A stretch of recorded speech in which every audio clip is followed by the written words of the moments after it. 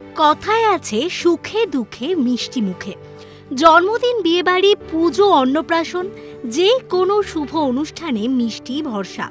বিভিন্ন জায়গায় জনপ্রিয়তা পেয়েছে বিভিন্ন মিষ্টি। জয়নগরের বিখ্যাত মিষ্টি মোয়া।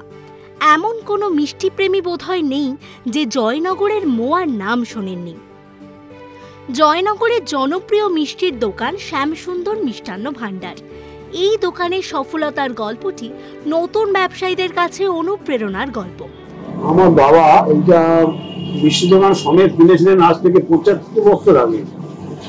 ৭৫ বছর পরে তারপরে বাবা যে দোকানটা প্রথম চালাতে পারেননি, তখন আমরা তো সব ছোট। তারপরে বাবা আমরা যখন বড় হলাম, তখন আমার বাবা আবার নতুন করে এই দোকান শুরু করেন। যেহেতু তখন আমরা সেইখান থেকে ৭৮ সাল থেকে ১৯৭৮ সাল থেকে আমরা দোকান চালু করি। প্রথম চালাই আমার এক মেজদা রঘুনাথ ঘোষ আর আমি রঞ্জিত কুমার, আর সব ভাইরা মিলে আমরা এই ব্যবসাটা চালাই। টালির চালের দোকান থেকে বর্তমানে এই বড় মিষ্টির দোকানে রূপান্তরিত হওয়ার গল্পটা মোটেও সহজ ছিল না। দোকানের বর্তমান মালিক শ্রী রঞ্জিত কুমার ঘোষের বাবা প্রায় ৭৫ বছর আগে প্রথমে এই মিষ্টির দোকানটি কেনেন। তারপর দোকানটি চালাতে পারেননি তিনি। মিষ্টির দোকান রূপান্তরিত হয় মুদিখানার দোকানে। তবে বর্তমান মালিক রঞ্জিত বাবু এবং তার ভাই মিলে অনেক পরিশ্রম ও নিষ্ঠার মাধ্যমে পুনরায় মিষ্টির দোকানটি প্রতিষ্ঠা করেন। রঞ্জিত বাবু এবং তার ভাইরা মিলে এই দোকান চালানো শুরু করেন ১৯৭৮ সাল থেকে। আমার সবসময় একটা খুব মনোভাব ছিল যে কি করে নোয়া ভালো করা যায়।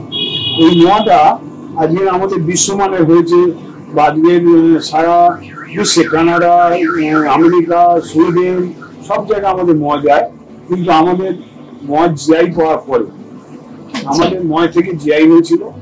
আর এখানকার মদ যে প্রিপারেশন, মদ যে মূল জিনিসটা, যেটা ভালো গুড় আর কনচুদানে খই, এই দুটো শীতকাল ছাড়া পাওয়া যায় না। ওই জন্য শীতকাল ছাড়া এই মদ সম্ভব হয় না। আর মদ মানে উৎকৃষ্ট মানের মদ করতে গেলে সবসময় আমি একটা প্রিপারেশন নিয়ে করতাম, যেটা যে প্রিপারেশন অন্য কেউ করে না। আমার সবসময় মনে হতো কি করলে ভালো হবে, কি করলে আরো ভালো হয়। এইভাবে করতে করতে আমি নিজে হাতে, আমি মালিক হয়েও নিজে হাতে মদ কোয়ালিটি মেনটেন করি, এই জন্য আমাদের এই সুনাম আছে। মালিক হলেও দোকানের মিষ্টির গুণাগুণ নিজের হাতে যাচাই করে নেন রঞ্জিত বাবু। দোকানের মিষ্টির স্বাদ নিয়ে কোনো দিনই আপোষ করেন না তিনি। প্রথম মিষ্টি দোকান হয়েছিল তখন তো বাবা চালিয়েছিলেন, তখন আমাদের তো লোকজন ছিল না। আমার বাবা ছিলেন, বাবা দুধের ব্যবসা ছিল, আমাদের মূলত দুধের ব্যবসা। তারপরে বাবা ওই দুধের দোকান ভাড়ায় দিয়েছিলেন। ভাড়া দেওয়ার পরে তারপর আমরা বড় হতে বাবা নিজের দোকান, তখন তো টালির চাল ছিল, বাবা নিজে ছাদ খুলে দোকান করে তারপর আমরা বড় হতে দোকান খুলি। তারপরে আমরা নিজেরা সেখান থেকে ৭৮ সাল থেকে চালিয়ে আসছি।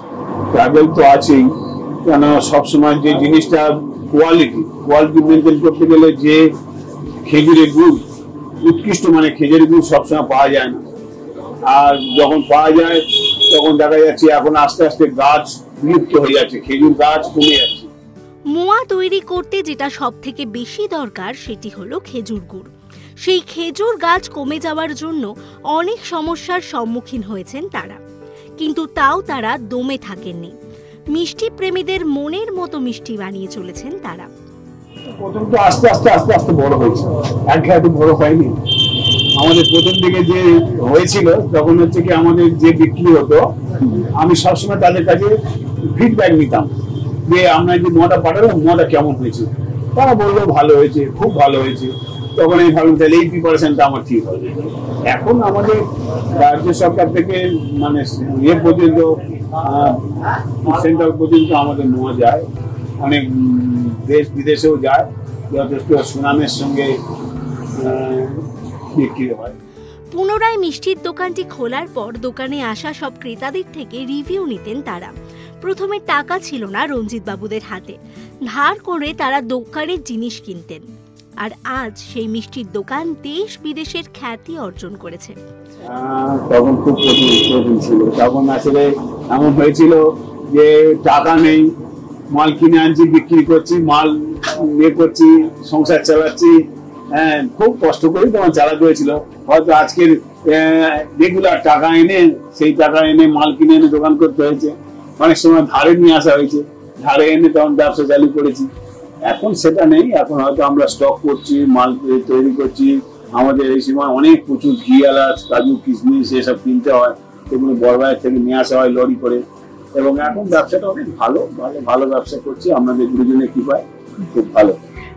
জয়নগরের প্রাণকেন্দ্রে বহরুতে অবস্থিত বিখ্যাত মিষ্টির দোকান শ্যামসুন্দর মিষ্টান্ন ভাণ্ডার। বর্তমানে দেশের বিভিন্ন প্রান্তে এই মিষ্টির দোকানের মোয়া জনপ্রিয় হয়ে উঠেছে। শুধু দেশ নয়, সুইডেন, আমেরিকা সহ বহু জায়গায় এই শ্যামসুন্দর মিষ্টান্ন ভাণ্ডারের মোয়া যায়। সৌরভ গাঙ্গুলির মতো বিশিষ্ট ব্যক্তিরাও এখান থেকেই মোয়ার অর্ডার দেন। বর্তমান যুগে বহু পুরনো মিষ্টি, বহু ঐতিহ্যবাহী মিষ্টি হারিয়ে যেতে বসলেও সেগুলোকে হারিয়ে যেতে দিচ্ছে না শ্যামসুন্দর মিষ্টান্ন ভাণ্ডারের মতো প্রসিদ্ধ মিষ্টির দোকানগুলো। রঞ্জিত বাবুর মতো মানুষদের জন্য ঐতিহ্যবাহী মিষ্টিগুলো সকলের কাছে পৌঁছে যাবে আজীবন। এরকম আরও অনেক ভিডিও দেখার জন্য নজর রাখুন আমাদের চ্যানেলে।